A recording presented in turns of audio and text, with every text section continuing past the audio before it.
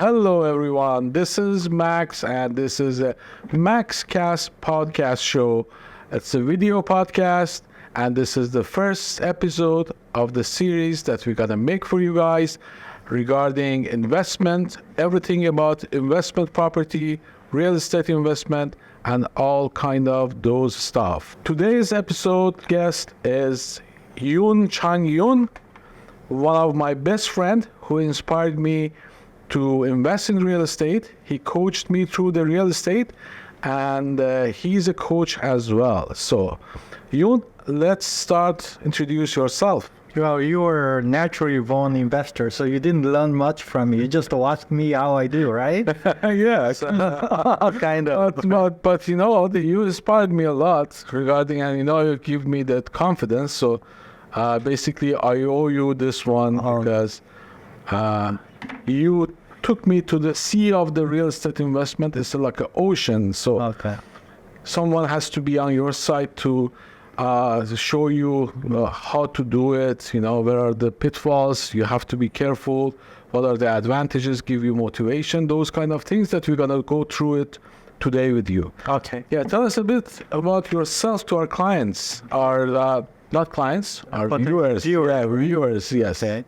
Well, my name is Yoon. As Max mentioned, I'm currently running a family office, which is a family investment company. And before that, I recently retired from one of the big consulting and accounting company after I spent 25 years in U.S., Canada, and Korea too. So I have a little bit of industry real estate experience as well as consulting and advisory role of the last 2.5 decade.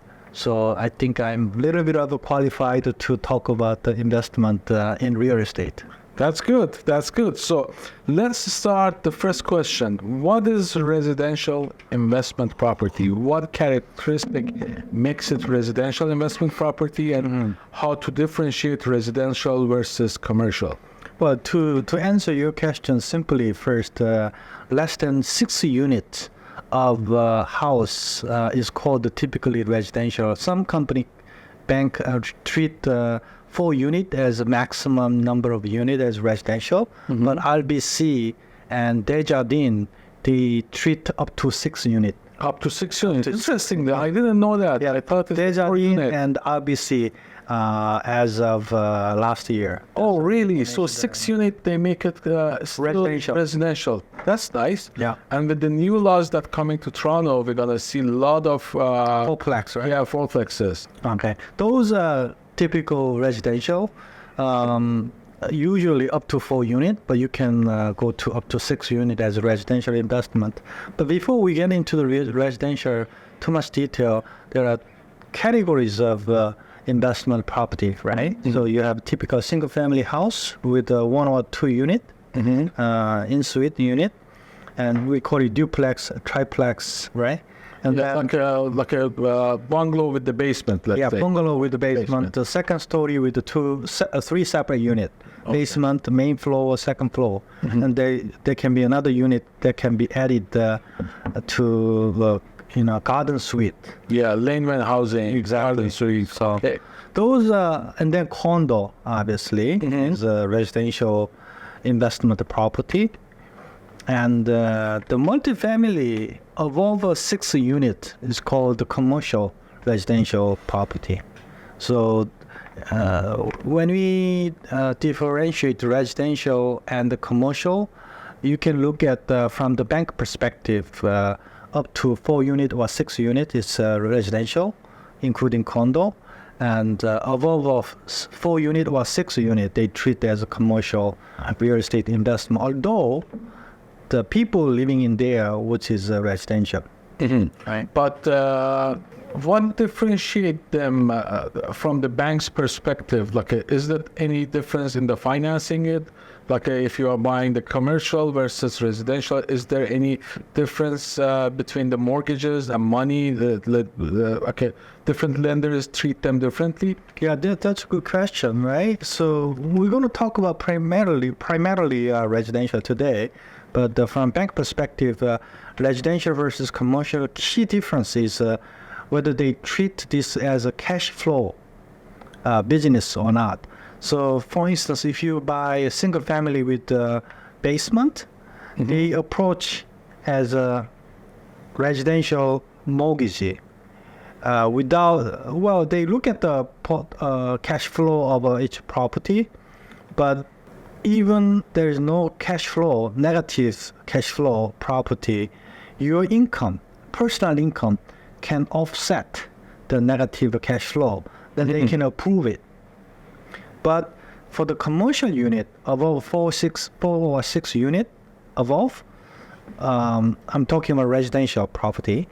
Then they look at this one as a pure business, whether the property itself produce cash flow or not. That's the number one fundamental difference. If the property, again, unit numbers 4 or 6 above, if the property does not cash flow, the bank does not approve it.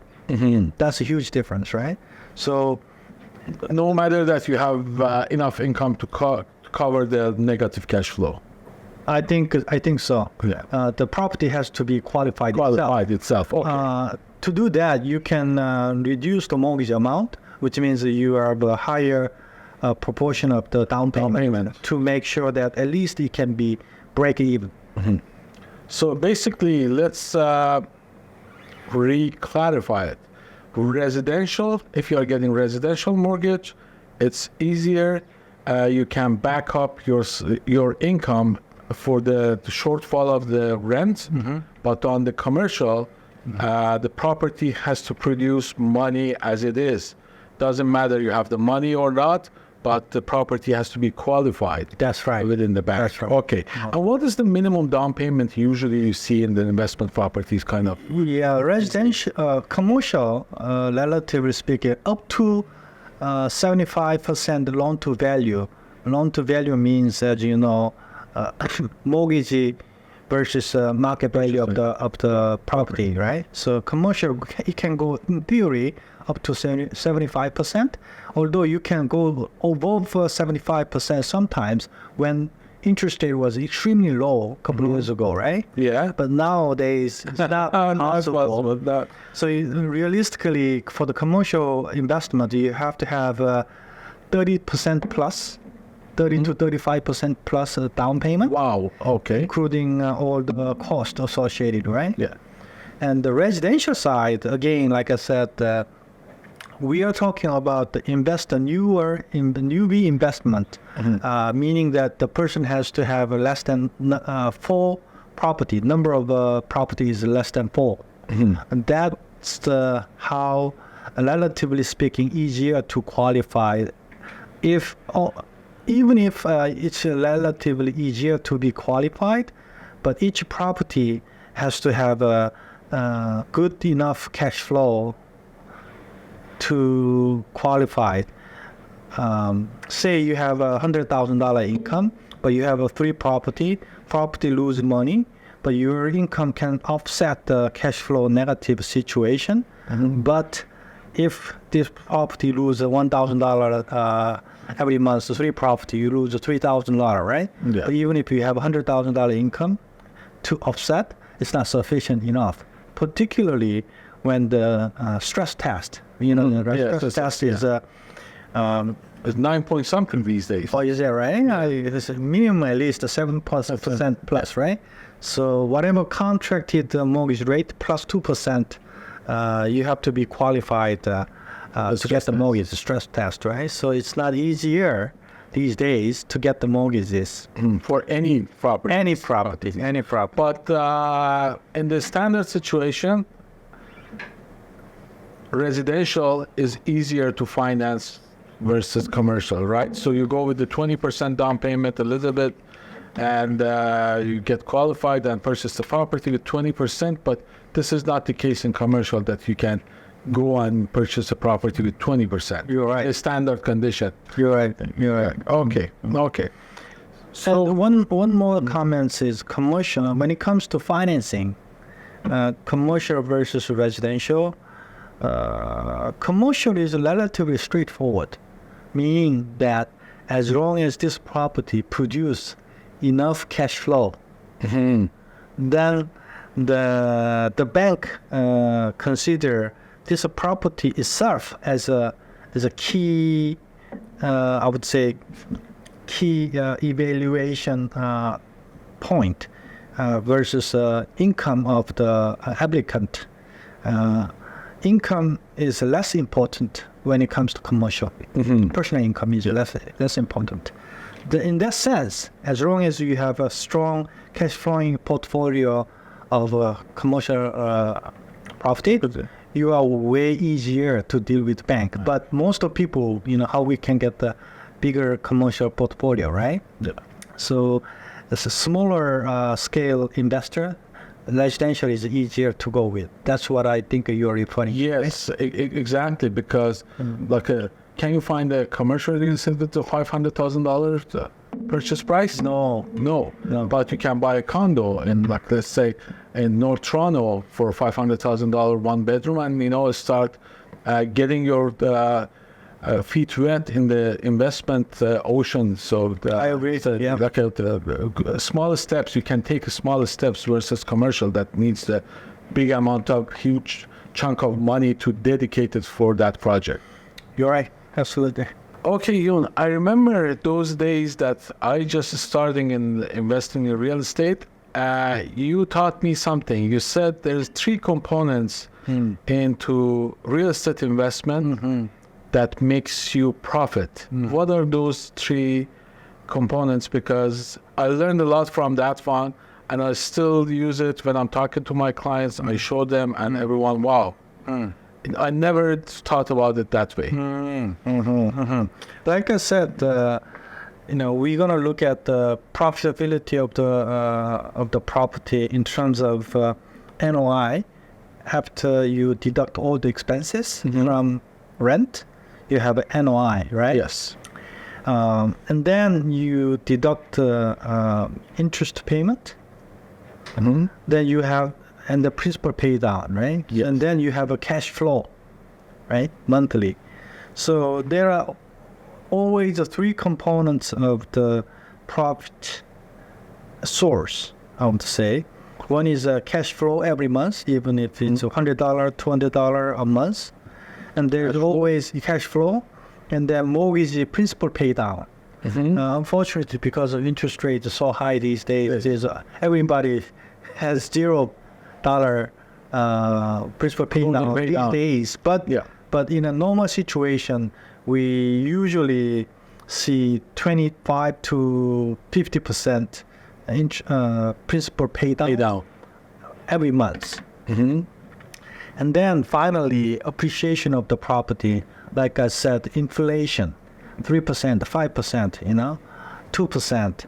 That's a value that every year increase over the time. So when we look at the real estate investment, if you're only looking at the cash flow, $200 a month, about $2,400 a year, it's not huge, right? Yeah. But that's what makes you survive up and down during the storm. Exactly, during the storm, right? So cash flow is not the number one source that you can make money, but it's fundamentally important to have this cash flow because it keeps you going. Not otherwise 5 years, 10 years, right? Yeah. And so cash flow is always important. And the mortgage pay down, principal pay down, every year you pay down $10,000, $20,000. Then over the 5 to 10 years, it's going to be at least $100,000, $200,000, right? So that's where tenant help you pay down your mortgage debt. Right. That's a huge source of income. I mean, profit in the long term. And the appreciation is obviously, right? So over the last 10 years in GTA, whether it's good neighbor, bad neighbor, I'm talking about average. Over the 10 years, the property value doubled. So 2013, I bought it $550,000 freehold townhouse. These days, over $1 million. Yeah. Over the 10 years. Yeah. So this is where appreciation is coming in and play. That gives you biggest source of the profit. So cash flow, mortgage pay down, appreciation is three components of real estate investment. That's the where you can see where can I make the most money out of these three components. Appreciation, mortgage pay down, and cash flow. Cash flow. And mortgage pay down is guaranteed to run, right? Yeah. Unless you default. And the cash flow is guaranteed. Guaranteed too, but the cash flow realistically it's not easy.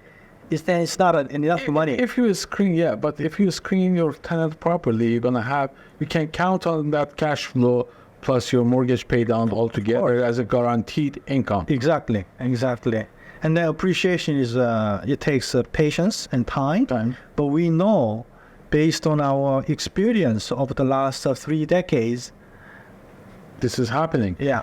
To be honest with you, I was doing a presentation for a bank, and I was studying the numbers. I took look at the numbers since 1996, last almost 30 years, with average of every 5 years, there's average 7% every year. Because some years you go down, some years you have like a 20% increase on the price, some years you have like a 5% going down, but the average in every 5 years was 7%. Yeah. So like to me, 7% per year in the long term is a guaranteed kind of number. But to be on the safe side, you can count on 5%. But it's still 5% within like 10 years is going to be 50%. And that's a simple number, a compounding number, right? But if it's compounded, it's a different story. Yeah, it's a compounding. It's a different story. It's going to be the big number. Yeah. Okay, so basically, you are telling that the longer we stay with the investment property is the better, right? Yeah. So let's talk about the time span of investment. How long do you keep a property? When do you think it's a good time to sell, cash out, and go to hunt another property? Or how do you play these numbers? Well, I don't have a perfect answer. It depends on each individual's circumstances, right? Some people have no mortgages, which produce this property produce enough cash flow because there's no mortgage, right? Then there's appreciation and cash flow there. So some people would think it's better to sell it within 3 years or after they buy it. But some people say 5 years, 10 years. But in my view, we have a cycle in terms of economic activities and real estate itself. Always a cycle up and down, as you mentioned, right? But so to maximize your selling opportunity, you have to be strategically patient enough. Like 2021, after COVID-19, the value increases significantly, right? February 2022 was the highest. Yeah. If somebody could have sold that at the point, it was perfect, right? Yeah. And then wait until market value go down and buy dip and sell top. No. It's not possible. It's a human being. You can't predict it. Yeah, perfectly. But if you still miss that opportunity, you have to change your strategy. One of the things that I tell my clients, and also I made a video recently regarding that, is that as you mentioned, in the February 2022, I had a townhouse in one of the small cities in north of Toronto. That was going for 1.5. I missed that market for my family circumstances. I couldn't sell it, go to the market on that time. I knew it's a good opportunity, but I couldn't do it. Then price went down to 1.250, 1.3. What I did, I turned it to the short-term rental. I made it Airbnb to sustain. I was making a video, and to be honest with you, I hadn't got time to calculate the numbers. For that video, I did the numbers, and I noticed, oh my God, if I was giving it as a long-term rent, I was going short $10,000 per year, but because I'm doing Airbnb and short-term rental, I'm $10,000 positive. So it's like a 10,000 difference. From minus 10,000, you will go to positive 10,000. And also I'm paying off my mortgage because it's a variable mortgage. I pay down my principal $20-something thousand. And since last year to this year, which is we have a better market, increase in the value for $100,000. So I made for myself $120,000 easily with the changing the strategy to keep that That's a profit. smart way. Yes, absolutely. That is the reason why we always recommend buy, hold, die. That's what people say. Buy, hold, die, and the family will get richer. Right? Make sure you spend enough money before you die, but don't sell it. Yeah. That's people jokingly speak. Best strategy in investment real estate: buy, hold, die. But there is another one. They call it BRRRR. BRRRR. Buy, rehab, rent, refinance, repeat. Yeah. Right? Yes. Broad scenario. We can talk about that. But it's so much painful in my view. I did it. I did one property. Is it? I did Yeah, a couple of, I did on one of my properties. in the I did a couple of times myself. Yeah. It's a painful process, but it's a very, very profitable. Profitable. You can do well. Yeah, like a zero money in the property. Yeah. But this is like another subject. I would say like maybe another episode we can talk about the bear strategy and how you do it and what are the pros and cons about that one. But we can keep that one for another episode. It's getting longer. I think we have hitting 45 minutes of the time. Let's finish it up with the exit strategy. Oh, can I talk about one more before we moving into exit strategy? Yeah. So long-term versus short-term. In my view, personal view, most of people, when they buy a real estate, minimum number of years they have to hold is 5 years. That's my view. Minimum 5 years. I would think so, because at least if you want to guaranteed get that 7% of appreciation per year, you have to keep it 5 years. Yeah. In average 5 years. In a cycle of 5 years, you're gonna see one of those terms. Yeah. Probably if you make it a little bit longer, you're gonna see more profit. Right, simple, right? $500,000 condo, I buy today, I keep it 10 years, it will be $1 million, double, right? Based on historical data, average is 6% to 7% increase annually. So 10 years, $500,000 becomes $1 million. 5 years, it's going to be 750, 700, something like that. And in the meantime, you will have a peak, down, valley, peak again. Yeah. So you have to wait until you hit the second peak if you want to sell it, right? Okay. So I would say long-term versus 5 years minimum, up to 10 years. And that's the way you can make the most money out of this investment. Although I will recommend do not sell, refinance, and use that refinance money for your purchase another one, or bear education, or whatever it is, right? Yeah. Burr, right? Yeah. So And I can add one more thing about that one. You said $500,000 condo, but this is, correct me if I'm wrong, I'm telling to my viewers, for that $500,000 condo, you put $100,000 down payment. You can purchase that 500 with the 20% down payment. That means your capital investing in 100,000, not 500. But the vehicle is a vehicle with the $500,000 value, which increases every year. And after 10 years, as you said, it's going to be $1 million. So within 10 years, basically, you're turning $100,000 to have 1 million. $500,000. To $500,000. To $500,000, yes. Right? Yeah. So 100,000, you have a 400,000 Yes, mortgage. and it becomes $1 million, and your mortgage will become like 300K. Okay. So you make 7, yeah. 600. Yeah, 600, 700, like Right. $100,000 turned to 600, $700,000 within a Before tax. 10 years of time span. Yeah, the taxes, killing everyone. Canada, I heard Canada is the highest tax country in the North America continent. Is that right? Yeah. Well- So within the countries in the North America, we are the highest bracket. But some Asian country, you cannot buy property because of there is a regulations. So, but in Canada, like I said, one of the best place to invest is Ontario, Canada, because there's no restriction in terms of number of property you can buy. But there's some other countries, China and Korea and maybe Japan, there's a limit. There's a limit. Yeah, Oh, you I can buy. didn't know. Oh, So- I didn't know that.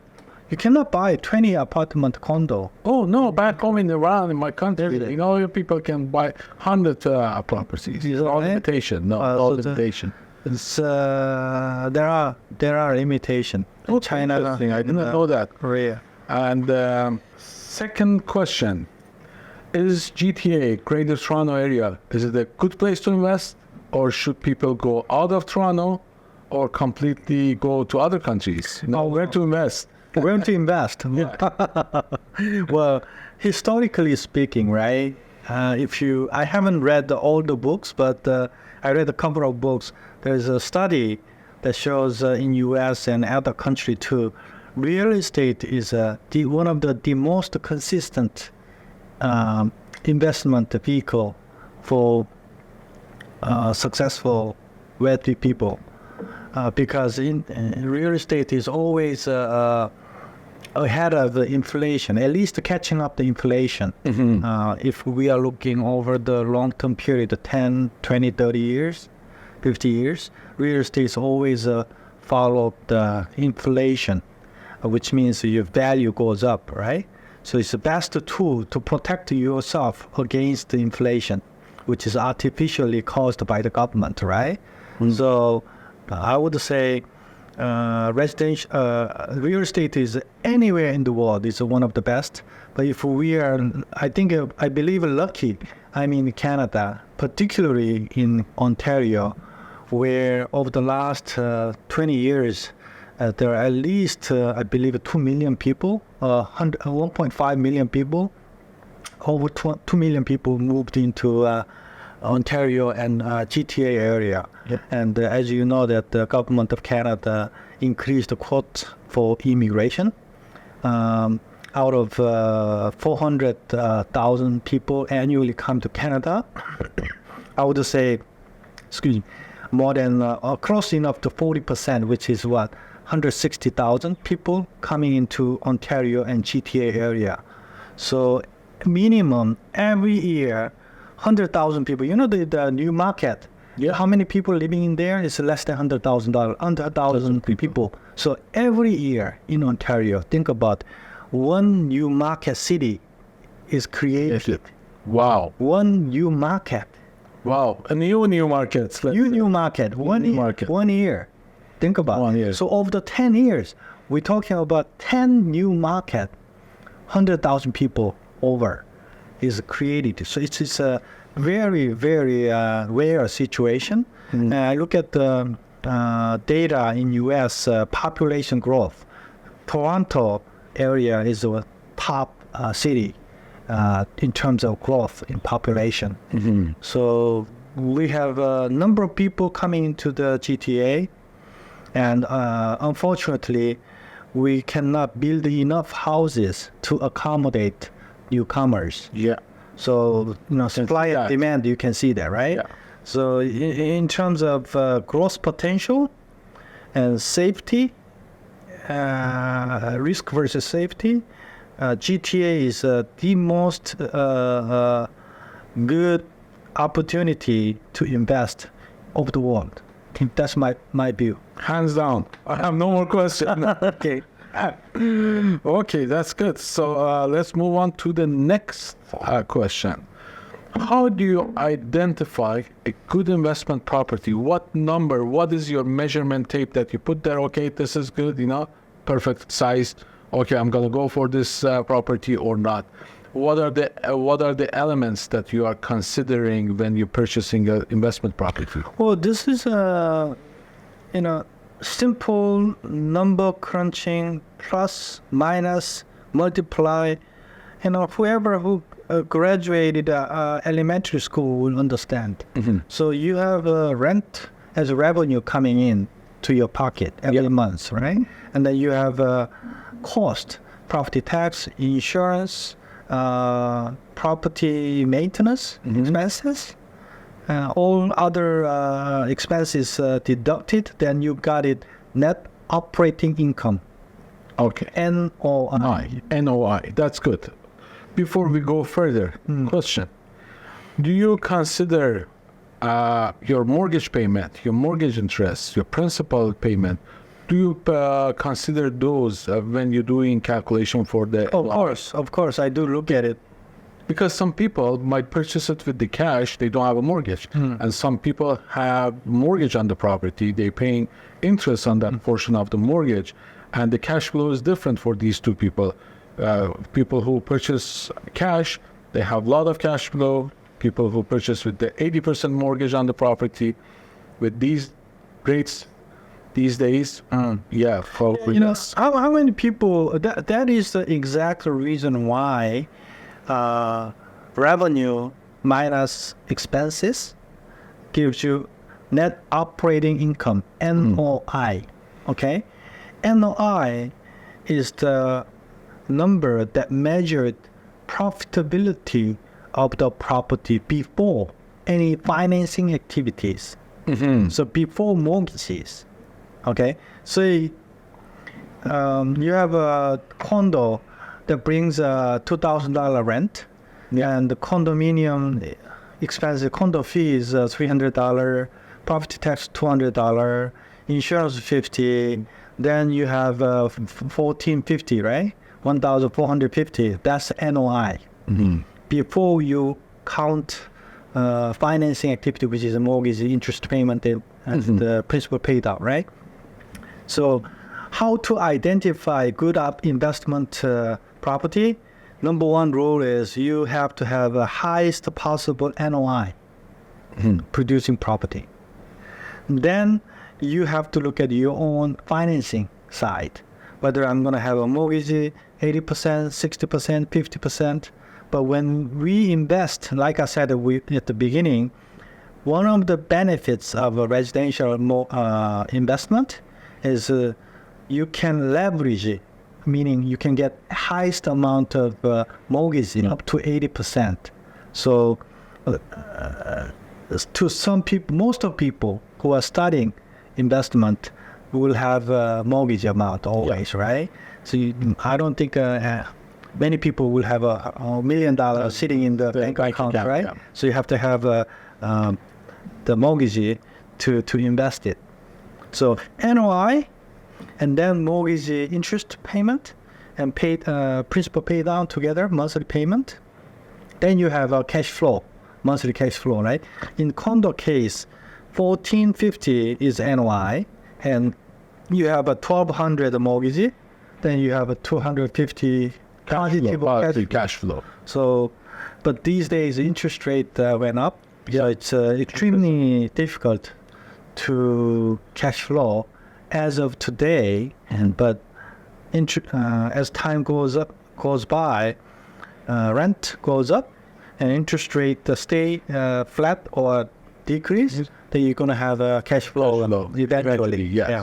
Sooner or later, you're gonna have a cash flow. So basically, to identify a good property, you have to find something that you can rent it to the like a high demand area, that the people are crazy to move there and rent in that area. And also you have to consider somewhere that the property taxes is low, or a building that the maintenance fees are low. And then you look at the good financing with the better rate maybe to have more cash flow. This is the way that you can maximize your cash flow. But the other question that I have, let's say, what is the proportion of the income versus the total purchase price? Okay, is there any correlation between like a annual rent with the purchase of the purchase price of the building or property that you can easily calculate? Okay, if I divide this one by this one, if this number is more than 10 or more than 5 is okay, or more than less than 5 is not okay. Something like a correlation between the Yeah, they call it measurement called gross rent multiplier. G, GRM, gross rent multiplier. GRM, meaning, like you said, annual annual rent amount. Say like 2,000 case, right? Yeah. So you have a 12 months, so $24,000 divided by market value, purchase price of the property. In this case, $500,000. How many multipliers are we talking about? 24,000 divided by 500,000. So about 20 gross multiplier. In this case, is very 20. good Investment. Okay. Yeah. But in these days, $2,000 rent, it's not easy to find a $500,000 property, right? No, still, I see condos, but the condo fees killing the deal because $500,000 you can easily find a 1-bedroom in Richmond too. You can easily rent it for $2,000 or a little bit more, but they have condo fees, $400 condo fees. That's the downturn of the condos because they have maintenance fees, right? Yeah. Okay, so basically, there are a lot of elements and activities involved in the real estate investment, starting from financing, securing a deal, closing a deal, securing tenants, screening tenants, maintenance, pre-financing, everything. Like there's a lot of these things that we need to talk about it. So if you like to hear more about these things, if you like the subject that we are talking about, please like, share, comment on the under the video that which subject you are more interested to hear about, so we can do more for you. If you need help with your investment, real estate investment, you need a coach. Yoon, my best friend, is one of the best coaches I have ever been met, and he's coaching myself too.